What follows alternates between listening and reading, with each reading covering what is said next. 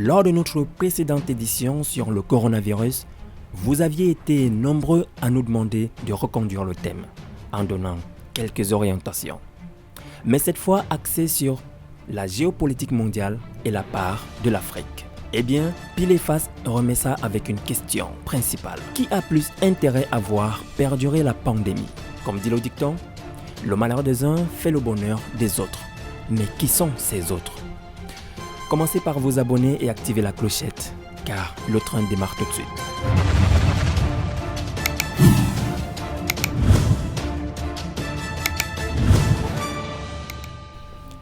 Mesdames et messieurs, bienvenue à Pile et Face. Aujourd'hui, nous allons, comme à l'accoutumée, continuer avec le thème que nous avions commencé il y a quelques semaines et avec notre invité et consultant. David Toto, chercheur polyvalent et indépendant, mais surtout un penseur libre. Bonjour David. Bonjour mon très cher frère Chouaïbou. Camerounaise, Camerounais, recevez mon salut les plus fraternels qui soient en ce matin.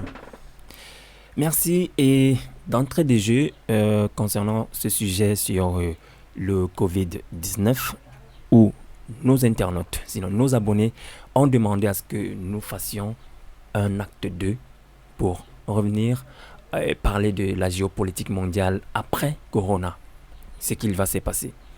Cela ne peut que nous enchanter. Nous sommes davantage heureux de savoir que les réactions sont nombreuses et que les réactions vont dans ce sens. Ouais. Parce que plus que jamais, nous avons besoin d'une humanité, d'une population qui est libre, beaucoup plus libre, qui pense. Ouais. Ça, c'est important, c'est la bataille de ce siècle. Nous avons besoin, moi personnellement, je veux le dire, je veux voir des gens libres. Et quelqu'un de libre, c'est quelqu'un qui pense. Quelqu'un de libre, ce n'est pas quelqu'un à qui on dit qu'il est libre ou qui dit qu'il est libre, non. Ouais. Il est différent de l'esclave. Effectivement. Celui qui est libre, quelqu'un qui est libre, c'est quelqu'un il est libre à travers son comportement. Ouais. Lorsqu'il parle, lorsqu'il agit, dans l'action qu'il va poser, vous allez voir que c'est une action qui a été pensée. Et elle a pris le temps de penser, elle va à la maturation. Et il y a eu cette action-là qui démontre que c'est une action pensée. Ouais, c'est de pensée cela, par elle-même, cette personne. Par cette personne. C'est Ok. de cela que l'humanité a besoin de nos jours. D'accord, merci. Et d'entrée de jeu, nous allons directement parler du sujet qui nous a réunis ici. Dans le combat des titans sur la propagation du virus, on commence déjà à pointer du doigt la Chine depuis quelque temps. Beaucoup de pays le font. Les États-Unis principalement, même la France et tout. On a aussi vu des Chinois maltraiter des Noirs sur leur sol en leur traitant, en les accusant de propager la maladie. Tout à l'heure, dans l'introduction, je parlais de la géostratégie, la géopolitique après Corona. Quel serait donc l'avenir des relations entre les pays de l'Afrique et la Chine? Avant de répondre à cette question, je vais contextualiser cette histoire. La Chine a connu à son histoire, que nous connaissons également avec les Européens et tout ça. Ouais. C'était pas facile. Et elle est sortie de là. Mais maintenant, depuis quelques années où la Chine est montée en puissance sur le plan géopolitique international, moi j'ai toujours pris cette Chine, du moins comme tous les autres pays du monde, je prends toujours du recul face à un ensemble de choses. Parce que je me suis très vite posé la question que comment peut-on expliquer que le monde aujourd'hui, j'ai dit ça la dernière fois, qui a toujours été un village planétaire, Ouais. comment est-ce que dans un monde qui a toujours été un village planétaire, une Chine comme celle-ci a décidé de jouer la grande silencieuse et devient la grande silencieuse. Ouais. Et je pense avoir indiqué la dernière fois qu'elle a joué le jeu de la Russe pour pouvoir sortir de là. Mais maintenant, à quelle fin? Parce que j'ai dit que les Chinois ne se sont pas comportés différemment d'une certaine manière que les Européens sont comportés avec les Africains. Ouais. Ça veut dire ils ont étudié le contexte, ils ont dit ok, nous si nous venons, nous prenons notre part. Ça veut dire lorsqu'ils arrivent, non seulement ils prennent leur part, mais peut-être c'est aussi le moment de leur dire il y a quelques exactions même qui sont commises. Ouais. Mais au nom du fait que nous subissons depuis un certain nombre de temps, nous fermons les yeux sur un certain nombre de choses et pourtant nous voyons ces éléments sont là. Ouais. Je ne vais pas revenir là-dessus. Effectivement. Le traitement des ossements, comment s'il y a agriculture, ils ont les premiers choix qu'ils envoient chez eux. C'est des choses qui ont l'air simples mais qui sont assez graves. Donc je me suis toujours posé la question de savoir est-ce que cette Chine-là réellement fait état de cette Chine-là qu'on peut penser. Ça revient à la question selon laquelle les Africains, mais prenez votre destin en main, pensez de vous-même par vous-même. Ouais. La vérité est que, et ça c'est clair, les relations entre la Chine et l'Afrique ne seront plus jamais pareilles. Lorsqu'on parle de l'Afrique, au vu de ce que nous avons aujourd'hui. Ouais. Pourquoi? Les Africains doivent comprendre que leur destin ne va pas venir de quelqu'un d'autre, mais d'eux-mêmes. Naturellement. Et ils doivent tout faire, tout mettre en œuvre pour que nous ayons une Afrique pour des Africains, Ouais. pour les Africains, pensée par les Africains. Est-ce que, juste pour faire une parenthèse concernant toujours cette maltraitance dont les Noirs ont subi depuis quelque temps, il y a quelques semaines en Chine, qui les accusait de propager la maladie. Et quelques temps après, je crois, il y a certains Africains qui ont monté le cran, un cran sur le thème, sur ce sujet-là. Je crois au Nigeria, il y a un ministre, je crois le Premier ministre, il a invité l'ambassadeur chinois pour leur donner un ultimatum sur cette maltraitance. Et il y a aussi certains leaders africains de la société civile qui ont réagi de la même façon et qui ont dit que si vous continuez comme ça chez vous, on va... vous avez aussi une population chinoise qui est en Afrique et cette population va subir le courroux des Africains. Et on a observé que, par exemple, ici à Douala, certains magasins chinois ne sont pas ouverts depuis quelques jours. Est-ce que cela fait partie des prochains types de relations entre l'Afrique et la Chine? Quelque part, en partie quelque part. Je ne peux qu'être content lorsque j'apprends qu'il y a des réactions africaines parce que ce sont des réactions positives. Ouais. Vous comprenez que finalement cette question de racisme c'est une question profonde. Et les Chinois ont caché leur vue depuis le départ, ils sont rattrapés par les faits. Comment expliquer que des Noirs sont battus en Chine? En réalité, il n'y a aucun Chinois qui peut m'expliquer pourquoi est-ce qu'il va battre un Noir. Ouais. Aucun. Je ne sais pas quel est même si nous parlons de quel type d'envergure, des situations à laquelle nous allons faire face, il n'y a rien qui explique un comportement comme ça. Aujourd'hui, peut-être cette maladie est en train de nous révéler réellement avec qui nous sommes. Ouais. Et de nous révéler davantage les vérités des relations internationales, les vérités sur les peuples même. Voilà pourquoi je disais, j'ai dit, la Chine a beaucoup, mais ce n'est pas la Russie qu'elle est devenue ce qu'elle est devenue. Ouais. Donc, si impact, oui, je suis d'accord, il forcément il y aura impact et il doit avoir impact. Mais est-ce que ce jeu de ruse va durer longtemps? Non, le jeu de ruse est fini. Avec la situation de Corona, moi j'ai dit le jeu de ruse est fini. Ouais. Bon, maintenant, quitte à ce que les Africains ne se lèvent pas pour comprendre les enjeux. Parce qu'il y a un moment donné où on ne peut pas descendre à un certain niveau. Mais je crois quand même que les Africains ont déjà beaucoup compris. Et puis, de plus en plus, on voit des réactions dans la société civile, comme je disais tantôt, des gens qui ne se laissent plus faire, qui haussent le ton sur ce positionnement sur l'échiquier mondial, en appelant les Africains à prendre leur destin en main et à inviter aussi leur président à ne pas continuer à jouer le jeu avec les Occidentaux parce que les Africains sont prêts. J'ai vu un post, un monsieur là, Guillaume Seke, quelqu'un que je suis beaucoup, qui disait par exemple sur une de ses publications, Monsieur le Président, il s'adressait principalement au président de la République du Cameroun, n'acceptez pas ce que la France essaye de vous proposer car le peuple est prêt. Le peuple est prêt pour juin. Et quand on parle de juin, on sait ce qui va se passer. On sait ce qui se passe, je suis très content. Ouais. Mais maintenant, ce matin, j'étais très en colère hier et ce matin, j'ai beaucoup de courroux par rapport à quelque chose, une affaire. Les chefs d'État, je vais commencer par dire cela, je vais faire une emphase. Ouais. Les Africains, oui, sont premiers, il y a encore beaucoup à faire sur le plan éducatif. Ça veut dire une éducation pensée par l'Africain pour l'Africain. Pourquoi il y a une affaire qui me dérange l'esprit? Par votre comportement, vous avez obligé le chef de l'État à pondre un rapport sur l'armée camerounaise. Je tiens à redire ça ce matin. En tant que jeune citoyen camerounais, j'apporte tout mon soutien, un soutien indéfectible à l'armée camerounaise, qui est l'armée royale par excellence. Vous avez obligé le chef de l'État à pondre un rapport sur l'armée camerounaise sur le massacre de Ngarbou. Je tiens à rappeler ici à lui dire à Mondo Vision, l'armée camerounaise est l'armée la plus professionnelle au monde et je mets quiconque à défi pour démontrer cela. Depuis que l'armée camerounaise existe, a été bâtie par le chef de l'État. Elle n'a fait que défendre son territoire. Je prends les guerres. Bakassi a toujours appartenu au Cameroun.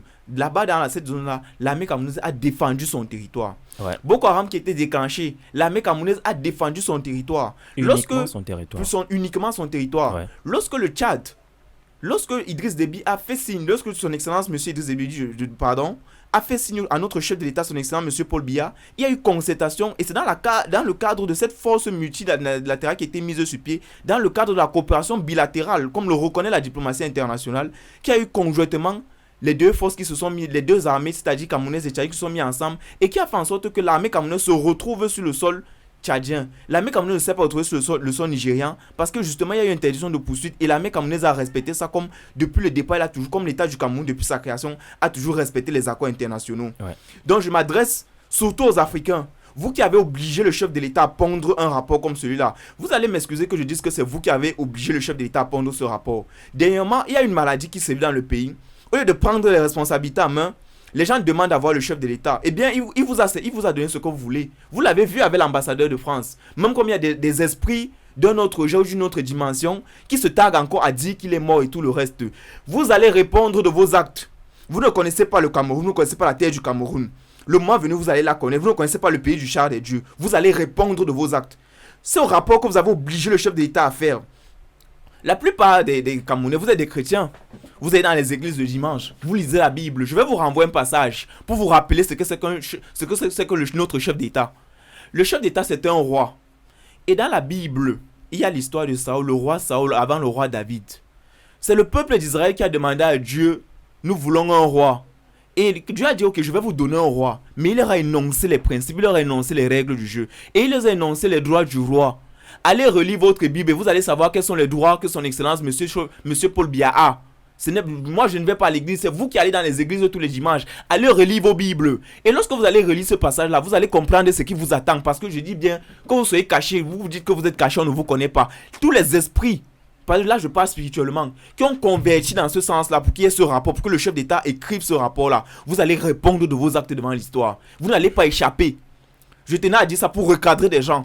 Parce que quand j'ai appris cette nouvelle, je suis devenu fou. L'armée camerounaise est l'armée royale par excellence. Et c'est la plus professionnelle du monde entier. Je mets quiconque à défi. Encore que personne n'a le défi pour pouvoir dire ça. Mon cher frère Chouaïbou, je tenais à recadrer des gens. Je vous remercie. Merci. Maintenant, vous répondez à la question qui avait été posée. Rappelez-moi, je suis allé un peu loin là. D'accord. La question était sur le fait que les Africains... certains Camerounais, j'avais énoncé un Camerounais qui est revenu. Voilà. Oui, les Africains sont prêts. Je oui. repensais aux élections qu'il y a eu en République démocratique du Congo, où le pays est très grand et voilà, il y a eu tapage médiatique européen, occidental et tout le reste, où on disait non, la République démocratique ne peut pas prendre en charge ces élections et tout le reste. Et les Congolais ont démontré qu'ils étaient suffisamment prêts. Sans financement aucun, avec leur financement propre, ils ont réussi à faire sortir une machine électorale. Ouais. Et le directeur, le président de la CENI a démontré, à organiser, et c'était un échec et mat pour tous ceux-là qui pensaient que non, ça ne peut pas marcher. Chaque fois qu'il a fallu répondre, le président de l'Afrique a répondu présent. Je vais poursuivre en disant, voilà, aujourd'hui, contrairement à tout ce qu'on pouvait nous faire croire sur le coronavirus, voilà le président malgache qui a sorti un remède. Ouais. Qui a dit voilà, il y a le produit. C'est un monsieur courageux que je salue ce matin et à qui j'apporte également tout mon soutien. Je dis tous les Africains et tous les hommes qui sont encore humains sur cette terre, ouais. Vous devez porter votre soutien à ce monsieur. Donc l'Afrique a toujours répondu présent et elle répond présent davantage. Je vais faire un panorama mondial. Partout où il y a des grandes réalisations, ne voit-on pas des Africains? Ne voit-on pas des Camerounais, des Nigérians, des Congolais et tout le reste? Oui, seulement dans l'ombre. Ils sont dans l'ombre, mais il y a d'autres qui sont visibles. Ouais. Vous allez m'excuser. Quand on va parler, je parle de la musique française où il y a Maître Gims qui est en poupe. Il n'est pas français, excusez-moi, il est congolais, il vient de la République démocratique du Congo. Son nom véritable, c'est Gandhi Njuna. Il n'est pas français. Non, mais aujourd'hui, la France, c'est le pays. Effectivement, donc, à ce niveau-là, toutes les stars françaises ne sont pas français. Voilà encore un phénomène. C'est aux yeux de tout le monde. Ouais. On parle de... Que ce soit dans le football, que ce soit dans la musique. On parle du professeur Simon Cameroun. Lorsqu'il faut aller même dans la littérature, il y a beaucoup de noirs africains qui sont très connus là-bas et qui sont des personnalités publiques assez aimées voilà, des Français eux-mêmes. Tout cela démontre à suffisance que l'Afrique répond présent, elle a toujours répondu présent. Ouais. Et je peux vous rassurer, je suis davantage heureux par rapport à cela. L'intelligence nécessaire qui est requise pour cette terre, l'Afrique là, je ne le demande pas, ou ce n'est pas un concours, une publicité que je fais. Et je le dis, dans les mois à venir, vous verrez. Je dis bien dans les mois à venir, cela va se démontrer. D'accord, et effectivement, dans les mois à venir, cela va se démontrer. Justement, concernant toujours le positionnement des grands pays, des grandes puissances sur l'échiquier mondial concernant cette maladie, parce que concernant l'endettement systématique évoqué par exemple par l'Europe, peut-on penser que le Covid-19 est devenu un gros business pour le positionnement stratégique, bien sûr? Cela me permet de dire que le Covid-19 c'est le business le plus raté de l'histoire de l'Occident. C'est une maladie, c'est une manipulation politique à grande échelle qui a raté, tout simplement. Qui a raté. Pourquoi je le dis? Parce que depuis l'avènement du Covid-19, tous les morts du monde entier, on alloue, comment on appelle ça, la cause du décès au coronavirus. Moi, je ne veux même pas, moi, je veux rire. Lorsque dernièrement le président américain a appelé à déconfiner, j'ai dit il est courageux. Mais, excusez-moi, il y a une maladie, j'ai dit quelque chose, j'ai dit ça à la précédente émission. Il y a une maladie chez votre voisin qui a déjà tué sa femme, qui a tué ses enfants, qui est en train de finir avec sa postérité et il vous propose de l'aide. Bon, passons. Une maladie survient. On dit c'est la maladie ou une catastrophe ou un danger. Et la chose qu'on demande aux gens, c'est le confinement.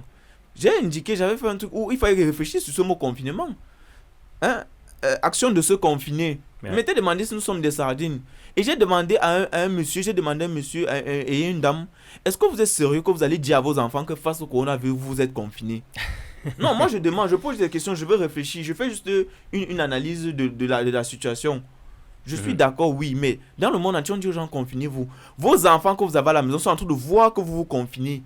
Ça veut dire qu'ils ne parlent pas, ils n'ont pas encore la force ou la capacité de parler. Mais comme ils voient, c'est entre eux, il y a une mémoire qu'ils ont. Dans quelques années... Observation faite sur les causes réelles des décès, on a vu qu'en réalité... Mais ce n'est pas seulement le coronavirus. Mais avant le coronavirus... Les gens mouraient. Il y a combien de morts? Bon, avant le coronavirus, chaque jour, il y a combien de morts par jour dans tous les pays du monde? Beaucoup. Il faut qu'on soit un peu sérieux. Beaucoup. Hormis les accidents. Voilà, il y a beaucoup trop de morts. Peut-être la seule chose que Corona a pu faire, c'est réduire le nombre d'accidents dans le monde. Réduire le nombre d'accidents. Bon, ça, moi, je n'ai pas mis d'études là-dessus pour pouvoir voir, mais... Bah oui, puisque les gens ne bougent pas. Ah bon, oui, peut-être. Les gens sont immobiles. Oui, partons de là, oui. Ouais. On peut le dire. Mais j'avais dit, mais quelle est cette mesure? On dit aux gens d'être confinés. Vos enfants sont en train de voir ça. Demain, aujourd'hui, déjà, vous avez du mal à les maîtriser. Et parce que vous maîtrisez mal vos enfants, vous mettez les États en danger. Moi, je parle surtout des États africains.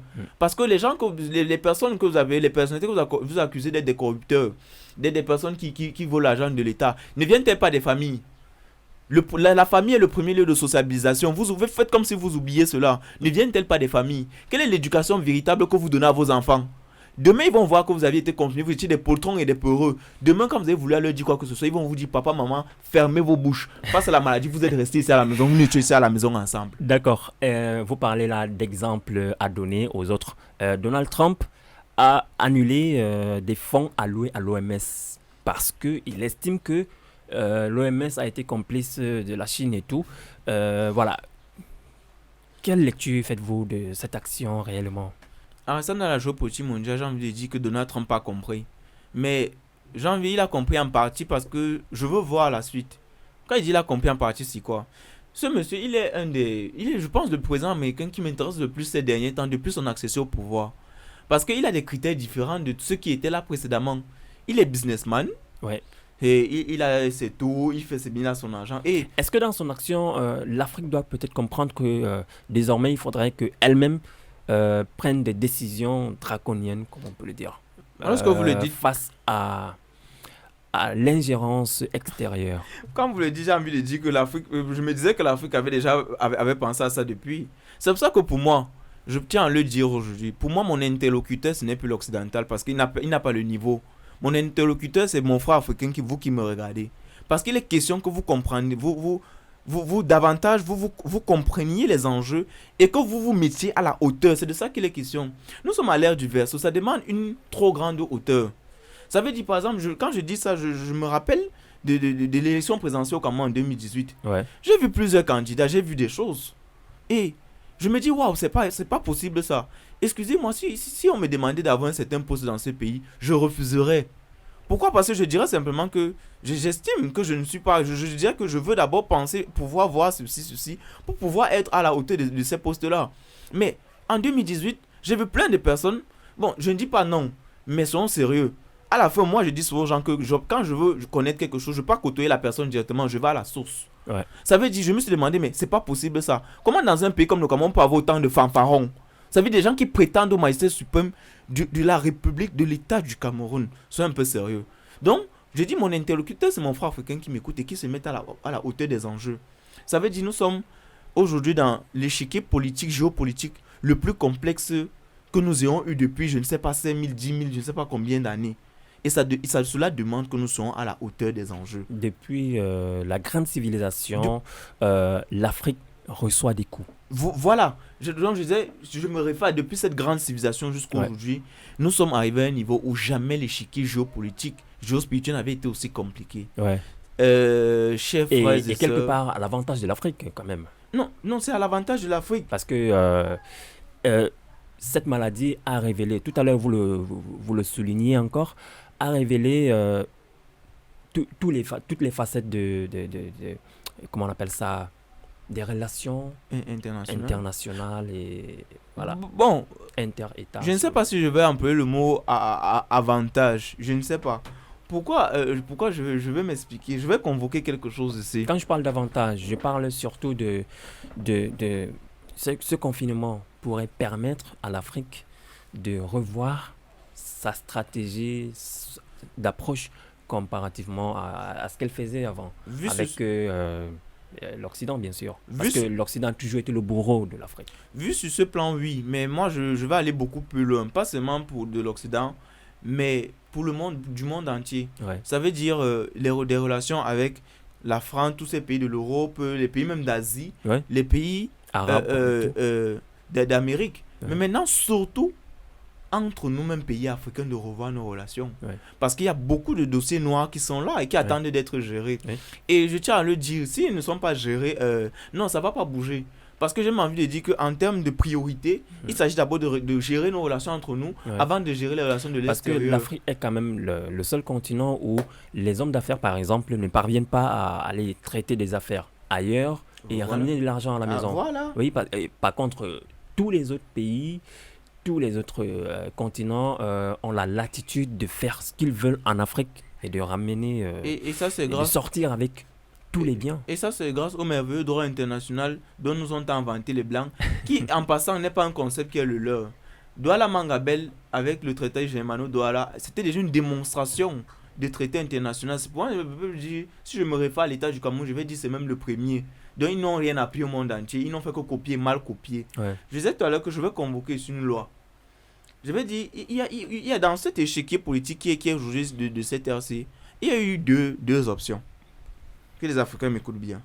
Il y a eu soit vous choisissez de rester immature et vous en avez pour 1000 ans encore ou plus d'années. Ça veut dire dans votre situation, vous n'avez pas bougé. Ouais. Soit vous devenez mature et il y a libération et voilà, et vous prenez vos responsabilités en main. Mais maintenant, quand j'ai dit ça, il y a une troisième option que personne n'avait prévue. Et c'est là où je suis heureux aujourd'hui. Je peux mourir en paix, je suis heureux. La troisième option que personne n'avait prévue, n'avait pu imaginer, c'est que vous n'ayez pas le choix de vous libérer. Et c'est comme ça que, parce que le monde, ça c'est... C'est-à-dire, là, je n'ai pas bien compris. Là, je suis dans une loi de l'équilibre cosmique. Ça veut dire quoi? L'humanité, l'univers évolue et a des âges. Ouais. Et ces âges-là ont des exigences. Lorsque vous ne respectez pas ces exigences-là, l'humanité se charge de vous les faire respecter. Ouais. L'univers et ses lois se chargent de vous faire respecter ces lois de la manière aussi simple. Ça veut dire quoi? Aujourd'hui, quand je convoque ces trois lois-là, n'est-ce pas? C'est pour dire simplement que c'est la troisième loi qui agit en cette ère du Verseau. Ça veut dire les Africains n'ont pas le choix de se libérer. Chacun doit s'aligner, en fait. Chacun doit s'aligner, mais comme j'ai dit tantôt tout à l'heure, je vais dire deux choses. Un, être à la hauteur des enjeux. Maintenant, je vais convoquer l'enjeu qu'il y a ici maintenant parce que c'est important. Peut-être que je n'avais pas pris ça, mais il faut le faire, c'est important. L'enjeu, c'est quoi?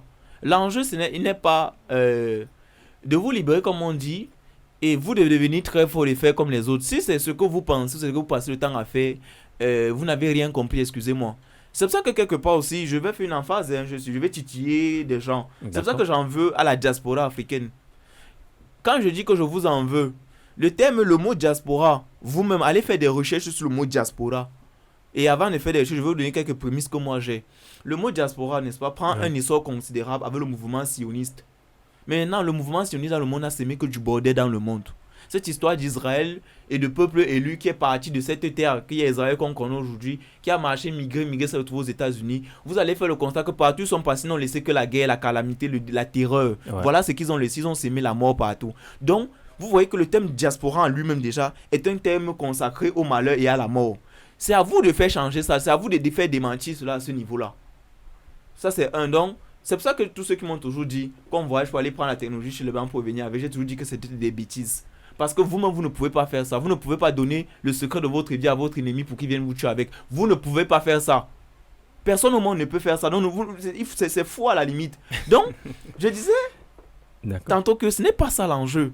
L'enjeu, c'est quoi? L'enjeu, c'est de révéler l'humanité, la vraie humanité au monde entier. C'est de réparer un ensemble de choses à l'humanité. Faire en sorte que l'homme revienne au centre du jeu de la vie.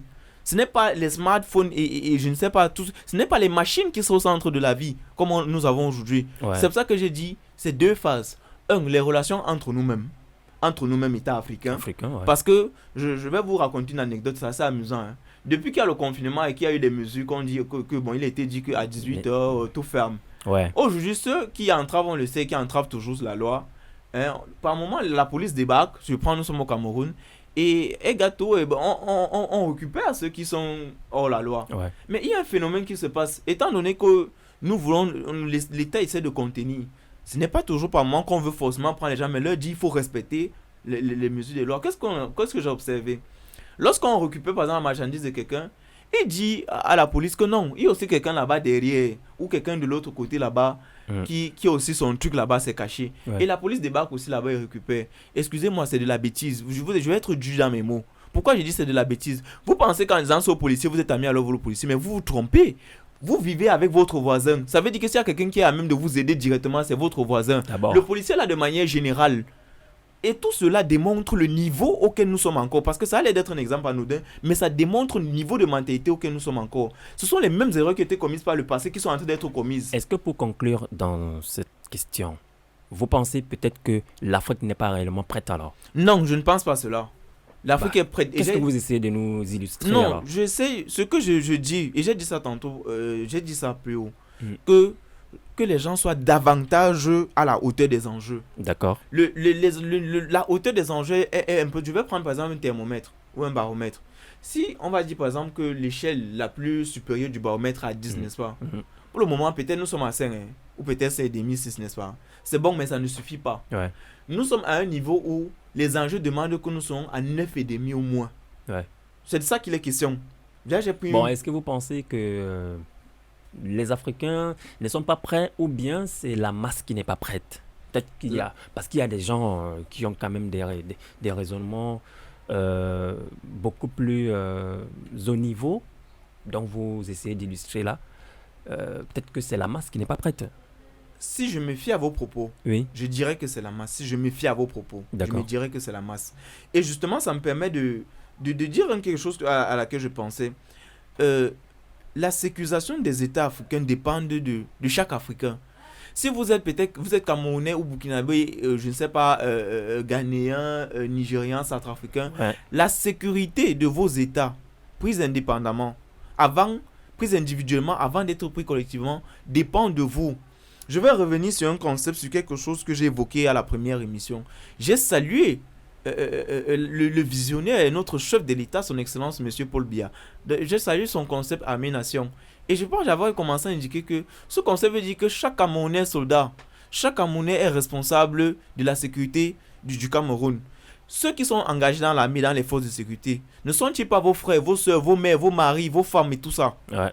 Ce sont des gens qui sont vos frères, qui sont vos familles. Ça veut dire que vous devez également vous sentir plus concernés que eux. Et j'ai indiqué, je parle la dernière fois, que ce n'est pas seulement en prenant une arme, en portant une tenue, que ça veut dire que nous sommes garants de temps pour tel état. Non.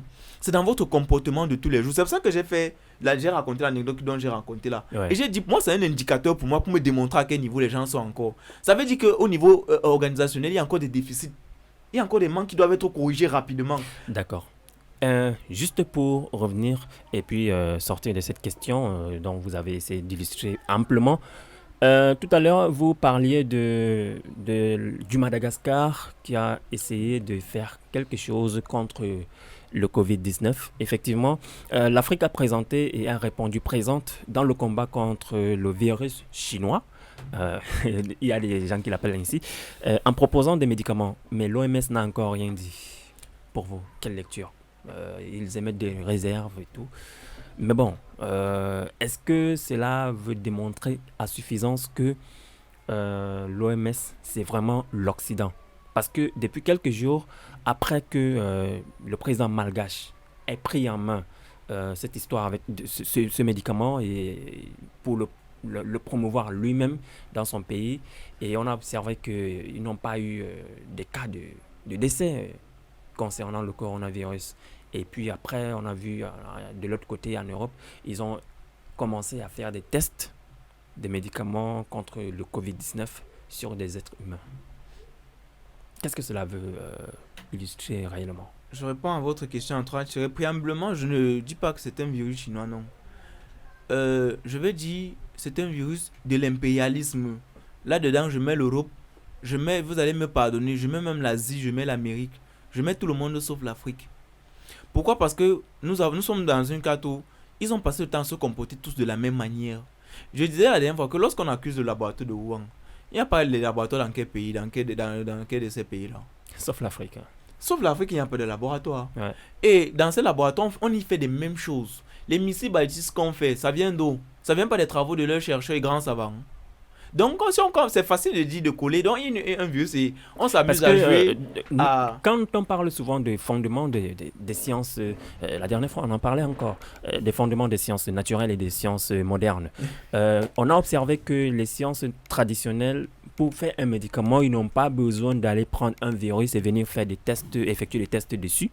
Ils vont juste comprendre comment ça se comporte dans le corps humain et trouver des plantes qui vont aller là où le mal se trouve pour le délocaliser. Mais justement, en continuant dans cette lancée, oui. je disais que tout à l'heure, c'est un virus de l'impérialisme. Maintenant, moi je ne suis pas surpris du comportement de l'OMS. Il faut se dire la vérité. Peut-être c'est même pas moi qui le dis, vous le savez tous. Ouais. L'OMS n'a jamais soigné personne. L'OMS a toujours décimé les gens. Et en particulier, les plans de l'OMS, ça a toujours été pour décimer l'Afrique. Les faits sont têtus et sont graves à ce niveau-ci. Donc, on a des penseurs européens qui disent qu'ils aiment bien l'Afrique, mais sans les Africains. Oui, et on le voit, on le sait qu'un de leurs plans depuis ça avait été de décimer la population africaine pour venir s'installer en Afrique. Nous le savons déjà, rassurez-vous. Et bon, rassurez-vous aussi, hein, vous aurez à ce niveau-là. Et malheureusement, à chaque fois qu'ils essayent, le plan est inversé. Non, je pense sur le plan je vais dire sur le terrain, le plan est inversé parce que la population africaine, démographiquement, elle est exponentielle. Non, pas seulement démographiquement. Excusez-moi, là je veux sourire un peu. Il y a des données que vous n'avez pas et que vous n'aurez jamais. Bon, je prends ça comme une question quand je dis qu'ils vont tout vouloir décimer l'Afrique et venir s'installer ici là. Vous aurez, quand je dis que je prends ça comme une question, vous aurez la réponse à la hauteur de votre question. C'est tout ce que je peux dire par rapport à ça pour le moment. Vous l'aurez, rassurez-vous, vous l'aurez. Donc, je disais tantôt, l'OMS n'a jamais soigné personne. Et nous voyons aujourd'hui, quand on parle de fonds en vous, comment expliquer que depuis que l'OMS existe, avec autant de, on parle de financement et tout ça, mais les travaux, il manque, mais on voit plutôt les catastrophes se multiplier. Des catastrophes qu'on dit toujours être sans suite.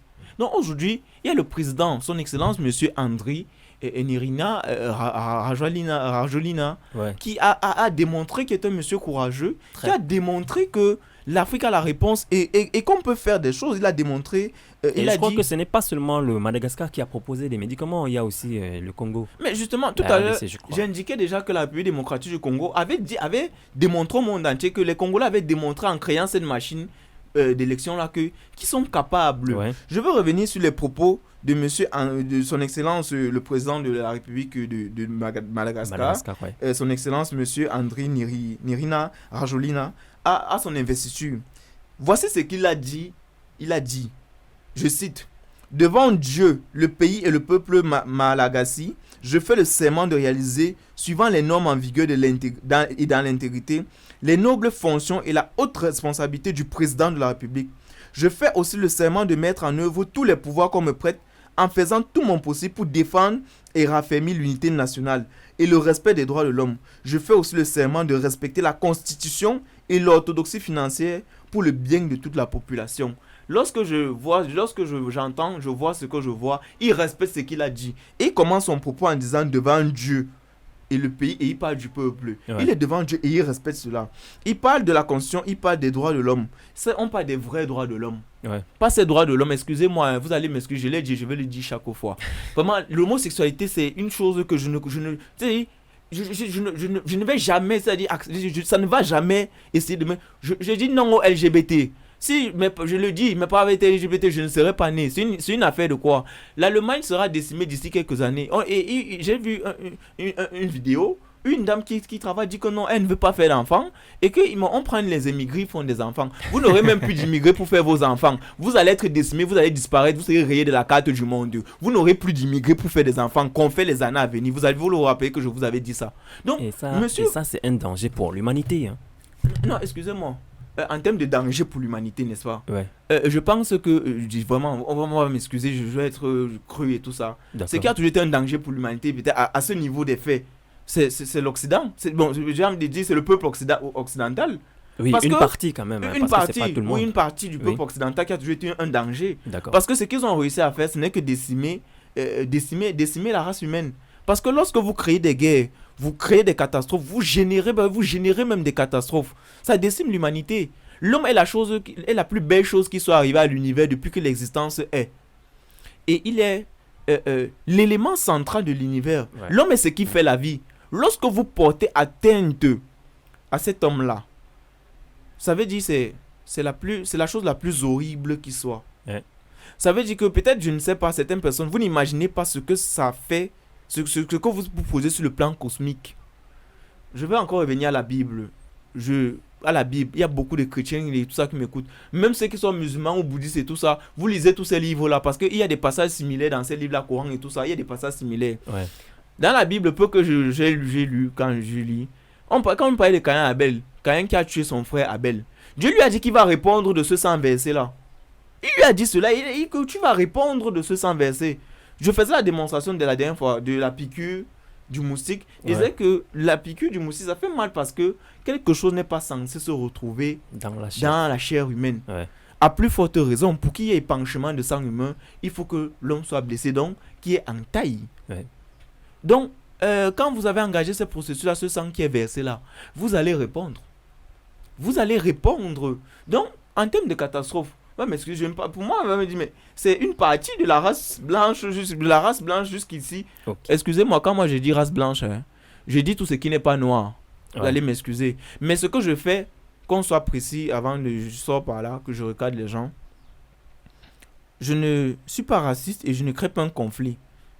Je veux que vous éleviez votre niveau, qu'on élevons le niveau, le degré de compréhension. Je ne parle pas au premier degré, si je parle au troisième degré. Je ne crée pas un conflit de race. Je fais l'analyse d'un fait et j'appelle le monde entier, l'humanité. Parce que quand je dis race blanche, c'est pas parce que tu es noir que ça veut dire que tu n'es pas un blanc. C'est faux.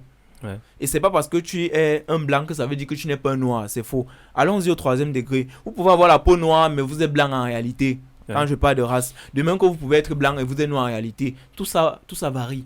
Donc, oui, oui, il faut Vous qu'on parlez s'élève. alors de la race spirituelle. Il faut qu'on se lève, hein. Il faut qu'on se lève. Oui, oui, mon cher frère Chouaïbou, il faut qu'on se lève. Donc, c'est de ça qu'il est question à ce niveau-là. Et lorsque je parle, lorsque j'articule mon discours de cette manière, c'est pour appeler la véritable humanité, c'est qui reste encore à être davantage, à être davantage à la hauteur des enjeux, à s'y consacrer davantage et à prendre de la mesure des choses. Ok. Essayons donc de restreindre un peu les responsabilités de cette action qui permet de propager la maladie et pour chercher à décimer un peuple dans le sens de faire des gains sur le long terme. Est-ce que vous pensez réellement que aujourd'hui, nous allons déjà vers la conclusion de cette émission, est-ce que vous pensez réellement que on peut dire que la Chine, vraiment, la Chine est responsable de tout ce qui arrive? Je réponds directement non. Quelqu'un m'a pensé que ça racontait, mais c'est pas un contrario. C'est une analyse du fait que tout à l'heure j'ai dit que c'est pas un virus chinois, c'est un virus c'est la maladie de l'impérialisme. Ouais. Encore que, comme je disais tantôt, élevons-nous, allons-y. Il faut comprendre le thème de maladie. Attribuer toutes les responsabilités à la Chine, c'est trop facile. C'est trop facile. Ouais. Ce sera une erreur qui va biaiser tout le jeu. Mais même pour nous-mêmes, ça ne nous aide pas, ça nous fait du mal. Non.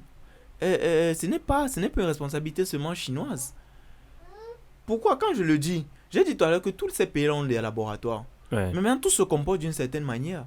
Et s'il faut observer, nous voyons que dans le comportement, dans la vie quotidienne, il y a à 90%, tout se comporte de la même façon.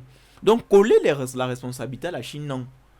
Et aujourd'hui, moi, quand je dis, on ressent les responsabilités.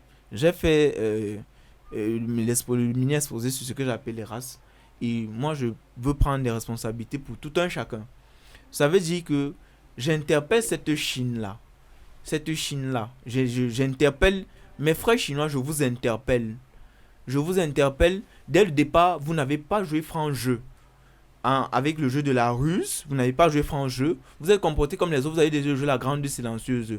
Aujourd'hui, ce jeu-là vous rattrape en quelque sorte. Je vous interpelle à revenir à la normale. J'ai un peu lu l'histoire de Bouddha.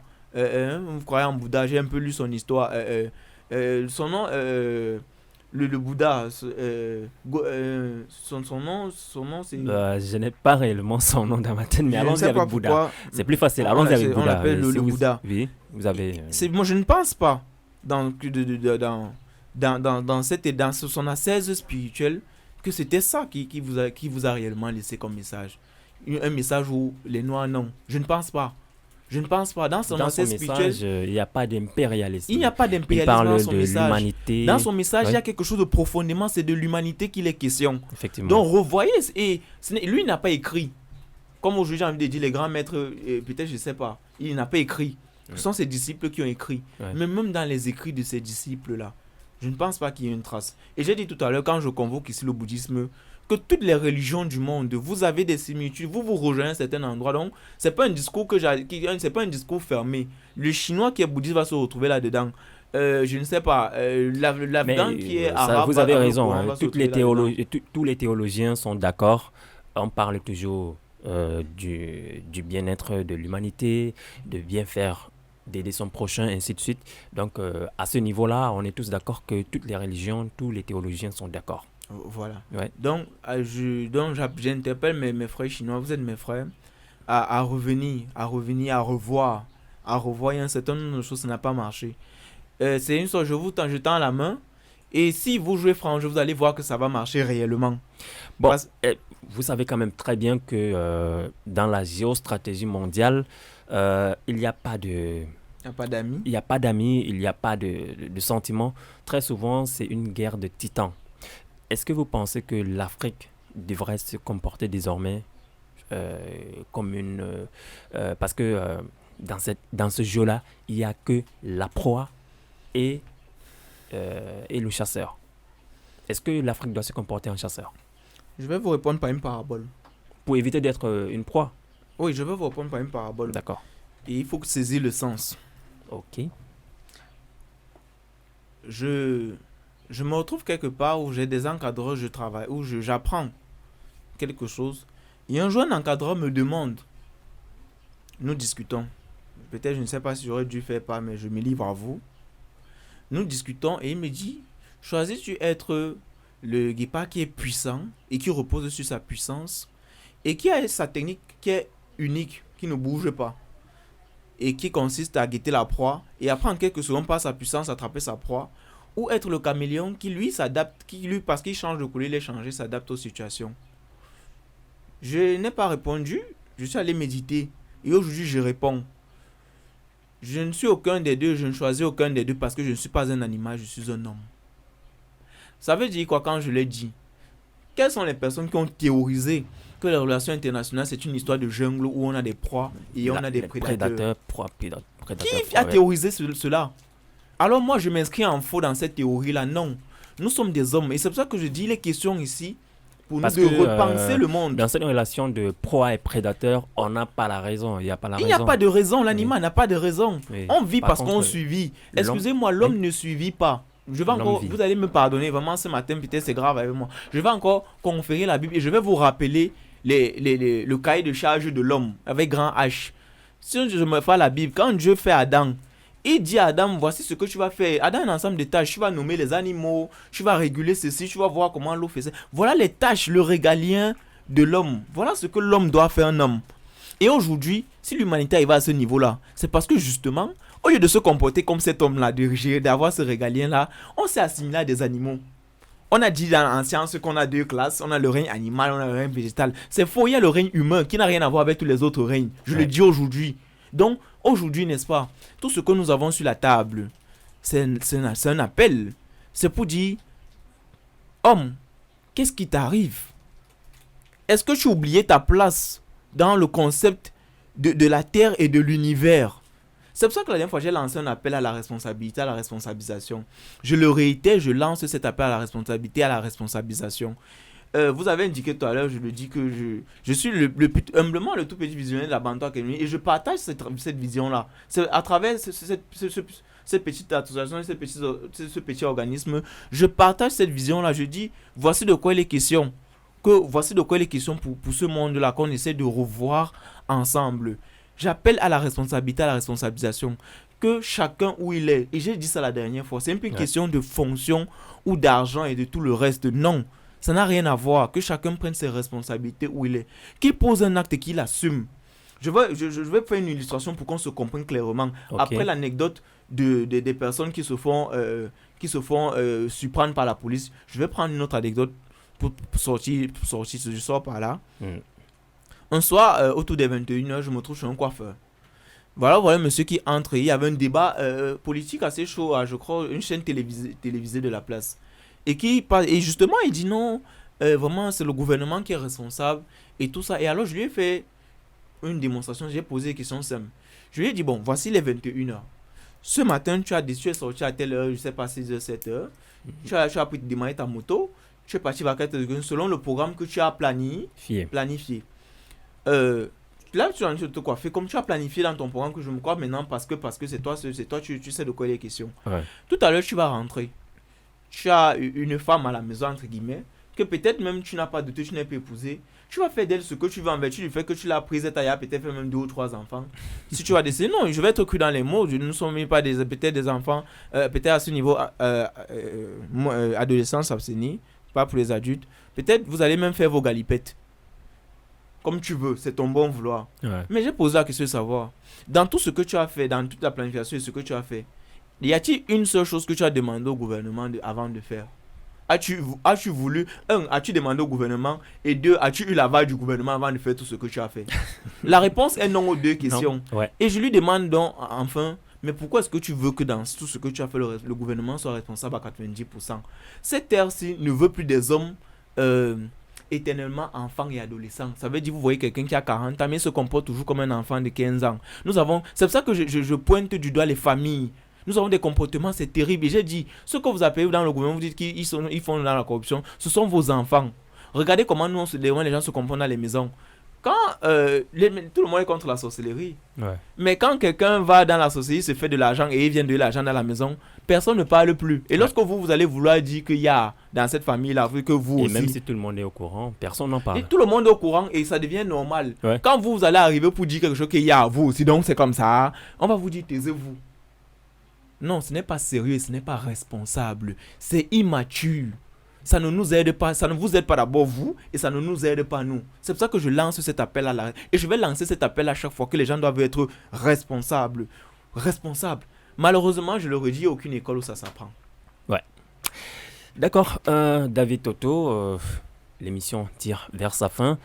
En quelques mots, 30 secondes, votre conclusion sur ce sujet. Ma conclusion sur ce sujet, c'est... Je vais conclure en demandant la voix de l'Afrique. En demandant la voix de l'Afrique, en reprenant mes propos, j'en appelle à la mansuétude de tout un chacun, de tout Africain. J'ai dit tout à l'heure que mon interlocuteur n'est pas l'occidental ou n'est pas tous ces gens-là, les Russes, les Américains, les Asiatiques. Non, c'est pas, ils n'ont pas le niveau, ils n'ont plus le niveau pour être mes interlocuteurs. Maintenant, vous êtes mon frère africain qui me regardait mon interlocuteur. Pourquoi? Parce qu'il doit être à la hauteur des enjeux. Tout à l'heure, j'ai pris l'exemple du baromètre, du thermomètre. Ouais. Et j'ai dit, si c'est à 10, même si vous avez 5 ou 6 pour le moment, vous avez échoué. Vous devez être au moins à 9,5. Oui, je le dis. Donc, j'en appelle à la mansuétude de tout un chacun. Et c'est dans le comportement de tous les jours de tout un chacun. Ça, c'est mon mot de fin. D'accord, c'est dans le comportement de tout un chacun et de tous les jours que nous allons nous en sortir. Merci de nous avoir regardés et n'oubliez pas de vous abonner et d'activer la clochette. À la prochaine. Merci.